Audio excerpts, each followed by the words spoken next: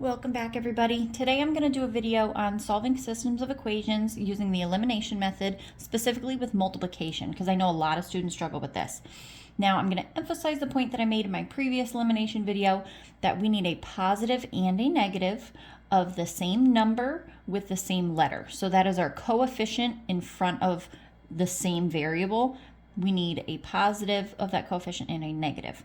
So a 2 and a -2, I think, was a big example in my last one.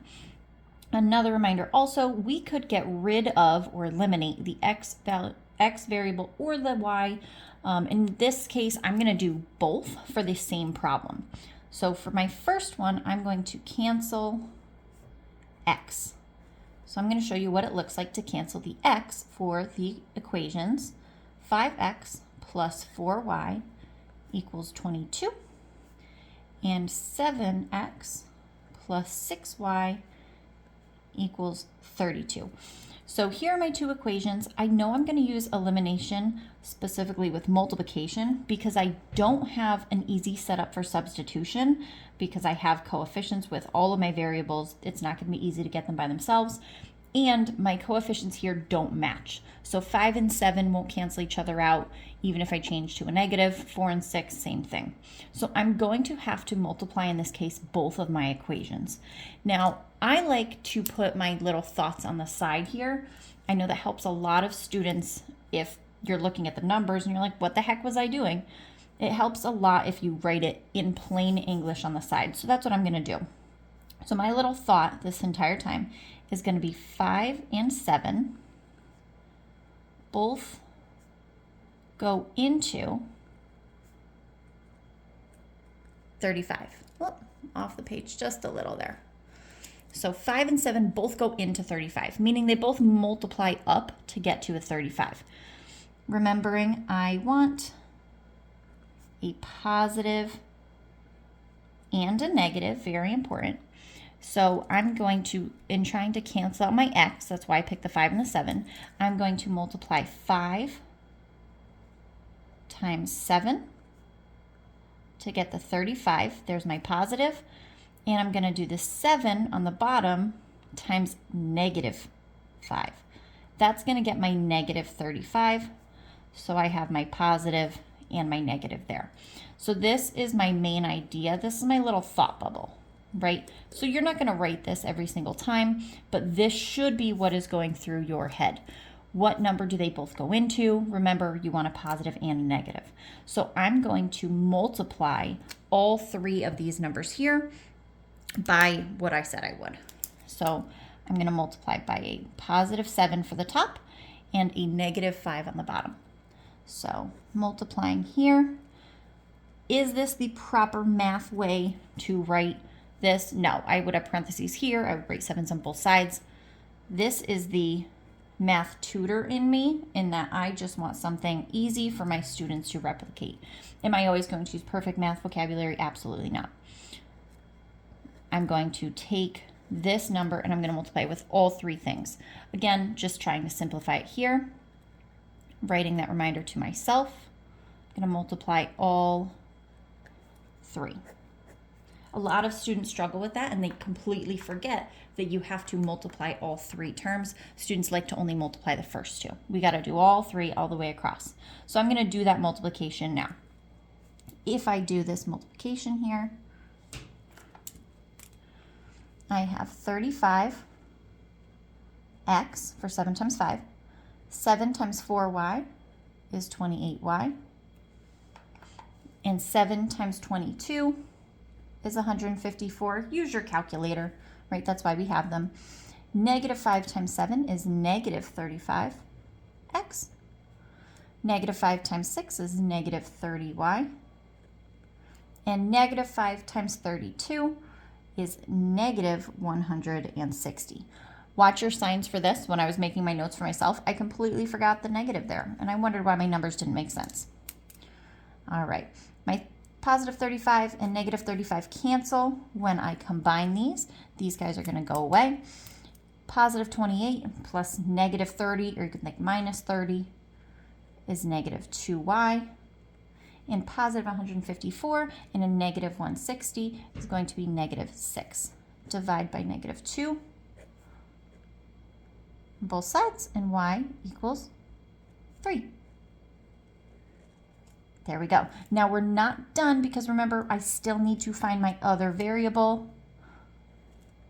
So I'm going to make that note, plug into original. I'm going to always plug it into my original equation, not the ones that I multiplied, really, because I like to keep the numbers small. So if I were to say put it into 5x plus 4y equals 22, and my y is 3, I'm going to put a 3 in for y right there. So 5x plus 4 times 3 equals 22. Well, 4 times 3 is 12 equals 22. I can subtract 12 on both sides. 5x equals 10. Divide by 5. And x equals 2. Now we've solved our system of equations. I am going to pause and I'm going to come right back because I am a real person and I have a crying baby in the other room just waking up from a nap. So I'm going to pause this and I'm going to come right back. So when you see everything shift, that's why. All right, we live real life, so I'm going to keep going. Here we canceled out x, we found our x, we found our y. So our solution would be 2, 3. At this point, if I were to graph both of these systems, they should meet. This point is going to be on both of these lines. Now, ignore the baby in the background. If that sound comes through, I'm going to show you another example of canceling y. So same exact equations. 5x plus 4y equals 22. 7x plus 6y equals 32. But now I'm going to try to cancel out my y.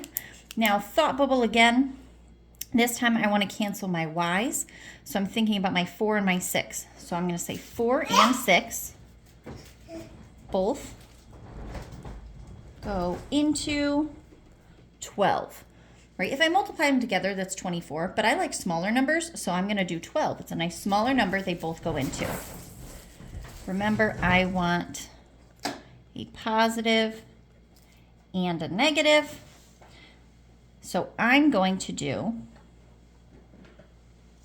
4 times 3 gets positive 12, and 6 times negative 2 is negative 12.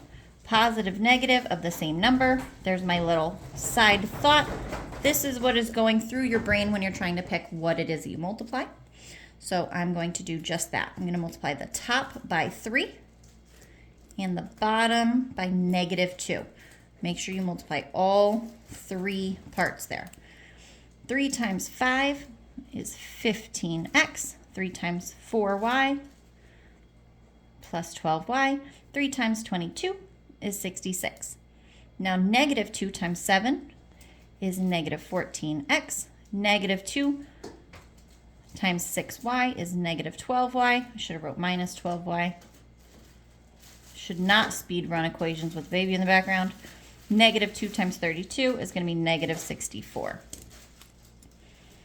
Combine these together. My y's cancel out this time. Add 15x and a negative 14x is just positive 1x. I could write a 1. I'm just going to write x because there's 1x there. 66 and negative 64 is going to be positive 2. And this is why I didn't write the 1x. I just know x equals 2, which is the same thing I got before, looking like I did it right. That's always good. I'm going to plug this into an original equation, slide up just a little bit. I'm running out of space here.